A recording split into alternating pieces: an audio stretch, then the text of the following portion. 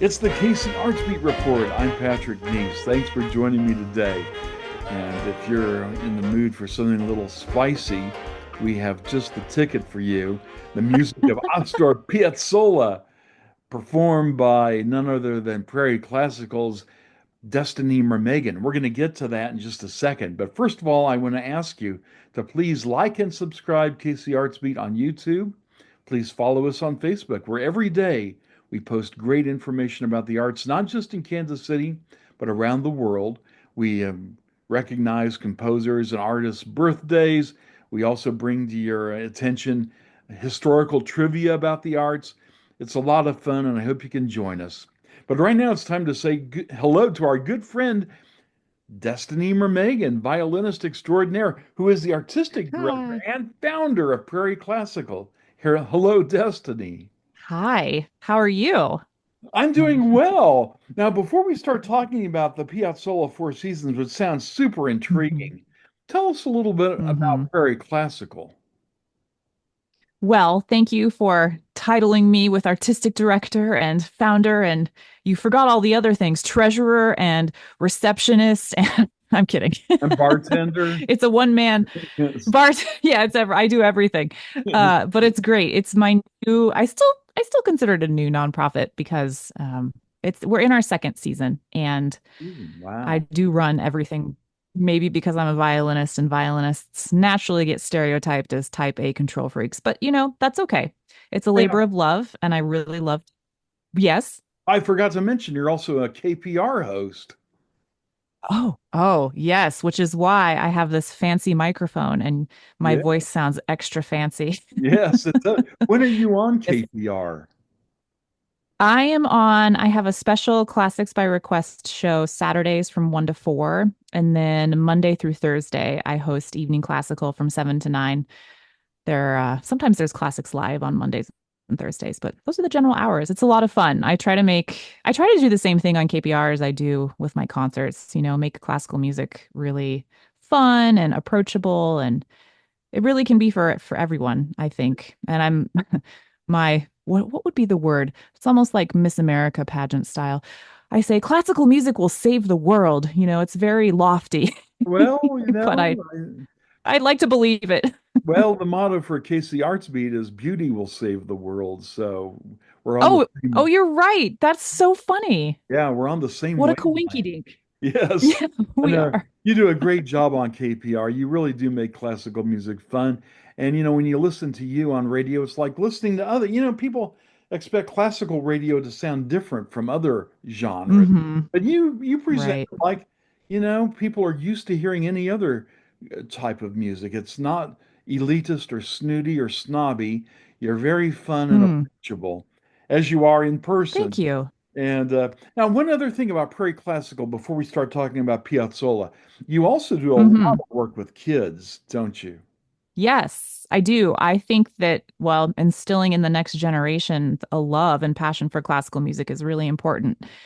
And I think the way to do that, especially nowadays, our motto for Prairie Classical is music is the best medicine. And I find music to be really, really healing. And I think students, especially young ones who are, so busied with school and social media and so many difficult challenges that they have to deal with now, are often looking for outlets to express themselves emotionally. And I say better than Facebook and Instagram is actually picking up an instrument, a stringed instrument, even uh, any kind of instrument, really. But obviously, I'm biased.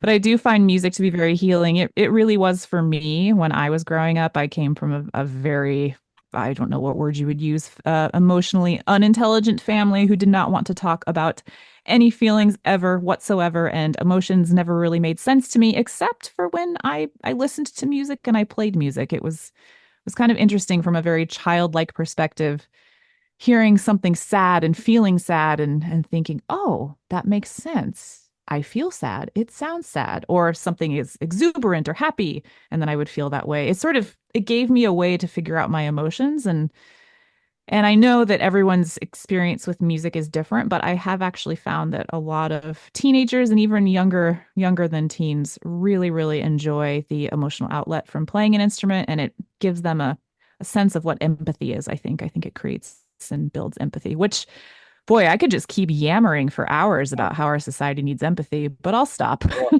no kidding. But we do want to talk about Piazzolla's Four Seasons, which is taking place Sunday, June the 1st at Old Mission United Methodist Church. Now, we're all familiar with Vivaldi's The Four Seasons. Hmm. What would tell us about Piazzolla's Four Seasons and who is Piazzolla? This is the coolest music. I can hear my high school self saying like, "Man, this is the coolest music I've ever played in my life."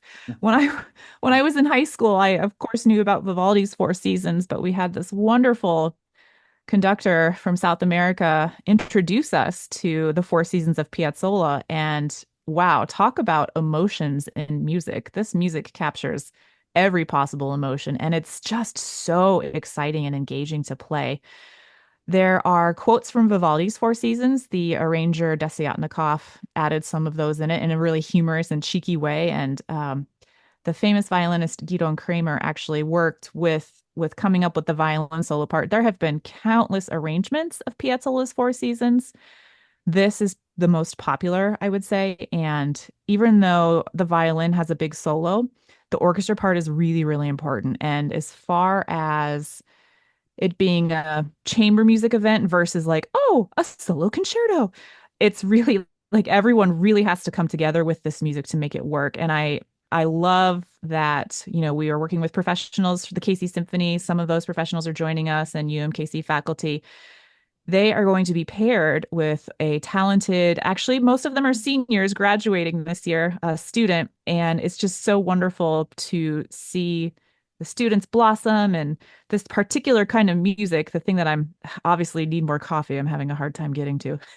This music is very educational because it's not like the usual music that we play, like the classical stuff that we play growing up. It really challenges the student to count in different rhythms and experience different sounds. It's still tonal and melodic, and obviously, if you've got some Vivaldi Four Seasons in it, there's still the Baroque and classical elements. But it's really really unique and just it's so fun. I'm so excited. Now, Piazzolla, he's an Argentine composer, right? Yes, he is responsible for Nuevo Tango, a new style of tango. Mhm. And what makes And Nuevo it Tango different from Oldo Tango?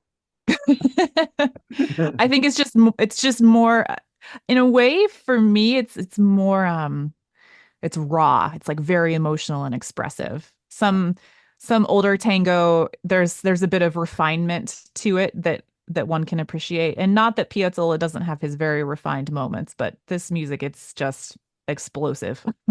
And so does tango weave its way throughout the work? Yes, definitely. I mean, there are so many tango influences. I challenge you not to get up and dance during the concert.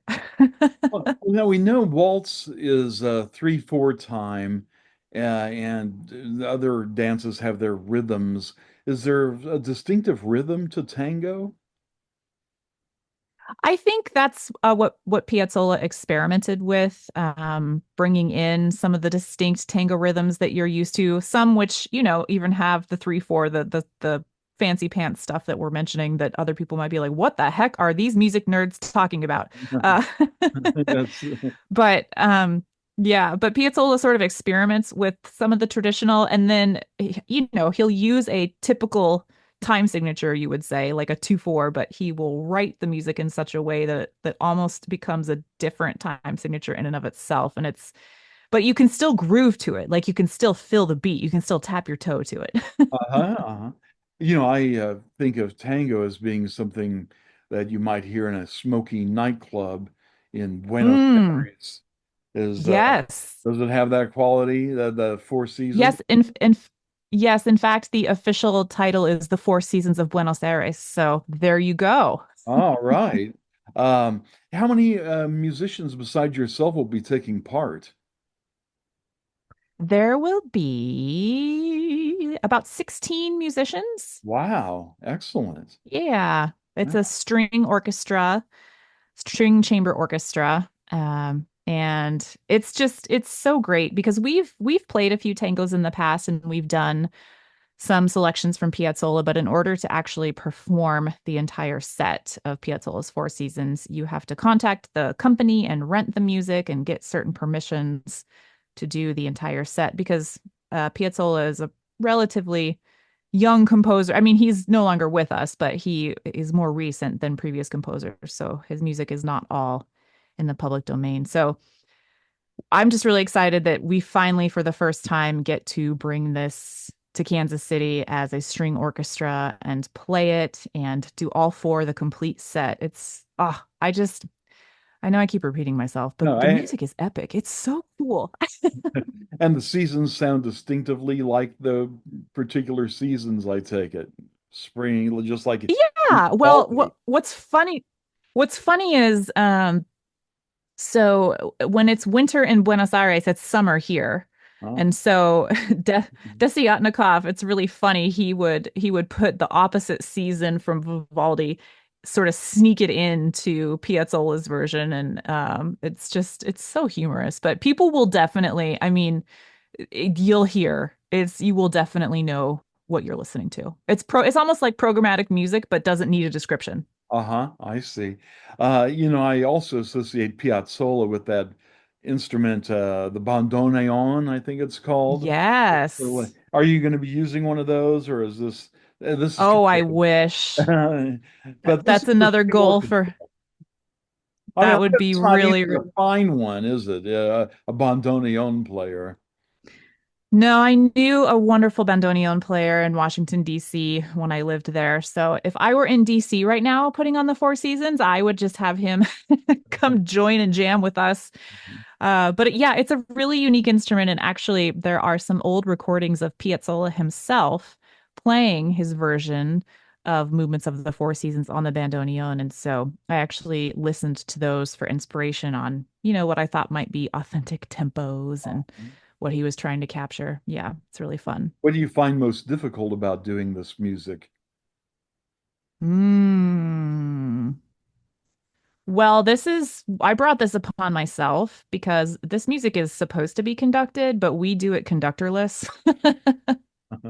So, so I think uh ensemble is pretty difficult, especially with rhythms that you're not grown up accustomed to playing. Um, However, everyone really bands together, and in past times when we've done tango music like this, it's been difficult, but it's been so great. The audience has just thought it sounded so wonderful, and that and the style, you don't want to. Oh, we Americans in our non-Argentinian tango, we don't know what we're doing. So that's why I try to listen to Piazzolla to really capture the style. And interestingly, one of the other pieces we'll be doing is the Liber Tango. And I to the students and even the pros, I sent out Piazzolla himself playing it on bandoneon, and I changed a lot of the bowing articulations to make our instruments sound more like the bandoneon articulation. So I'm like trying to do, how Baroque musicians are like, oh, it's got to be authentic Baroque. I'm really trying, it's got to be authentic. Piazzolla. Now, in the Vivaldi Four Seasons, there's a solo violinist who kind of shines throughout the whole piece. Is Mhm. that the way this is too? Is there, Yes, there are some very wild violin cadenzas that keep me up at night. But I love a challenge. There's also a beautiful cello solo moment, and also the string section. The principals get solos too. So yes, while there is a definitely a violin concerto soloist feel to it, it's still very much a chamber music ensemble. and you'll be doing those dazzling solos very well, I'm sure, because you are, after all, the classical cowgirl. Although I think for this, you should bill yourself as the classical gaucho.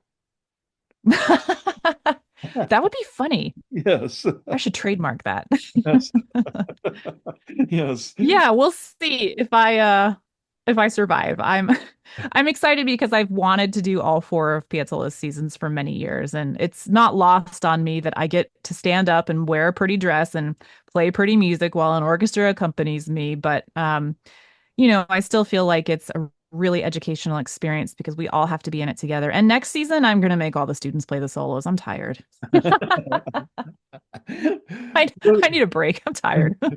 Well, this sounds like a whole lot of fun and really unique too. I mean, Yeah. you don't get to hear this music, in Kansas City. So it's June the 1st at Old Mission United Methodist Church. What time is that concert, Dustin? 6 p.m. 6 p.m. 6 p.m. on June the 1st. Yes. Yes. And it's actually the first. I mean, I can't find any other. I have searched. The only thing that I found is about 20 years ago, it was performed at UMKC, but this is the first, as far as I know, performance in the Kansas City area in the last 20 years. So people need to hear it. It's amazing music. Yeah, it really is. Well, thank you very much. And for tickets, where do people go? So you can go to prairieclassical.org and I'm asking people to RSVP. We have a generous sponsor for this concert, so the concert's free because we Wow. it goes along with I know it goes along with our motto that music is the best medicine and we're trying to heal the community. But the RSVP ensures A, that you get a seat because people love coming to Piazzolla, and B, we are putting on a reception afterwards. So I need to know how many cookies to bake. I see. Yeah, absolutely. So get your RSVP in soon because something tells me this is going to be a hot ticket item. Piazzolla, Yeah. the Four Seasons with violinist Destiny Mermagen, Prairie Classical. It's going to be fantastic. June 1st, Old Mission United Methodist Church. Do you have the address handy there, Destiny, or uh, for people You who know don't what? know where it is?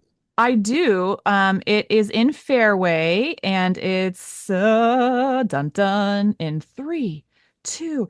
It is 5519 State Park Road, Fairway, Kansas. It's quite easy to get to, Oh, right yeah. off Shawnee Mission Parkway. Sure, I'm sure people have driven by it many, many, many times and probably have gone to Yes. concerts there as well. It's a great Yeah, concert. they host a lot of concerts. Yeah. And for people who want to hear you on the radio, tell us again when and the dial position.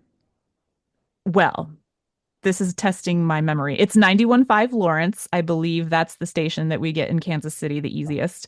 Huh? And I'm in the evenings from 7 to 9, Monday through Thursday. And then the really fun show, which I do for my home studio with my cats, Saturdays from 1 to 4. Is Last weekend, we had a cat fight during my show, and it was pretty epic. Oh, no, that sounds crazy. Oh boy.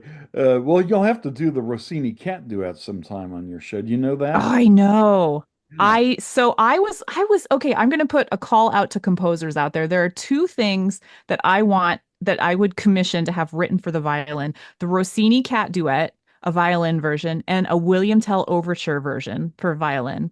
Oh, that would be fantastic. I All know, right. wouldn't it? Yes, it would. Get your entries in. Go to Prairie Classical. And again, don't forget Piazzolla's Four Seasons with Destiny, June 1st, Old Mission United Methodist Church. Thanks so much for being on the show. Thanks, Patrick. It's always a delight having you on. You're listening to KC Arts Beat Report. Again, please like and subscribe to our YouTube channel and follow us on Facebook. And until next time, I'm Patrick Neas.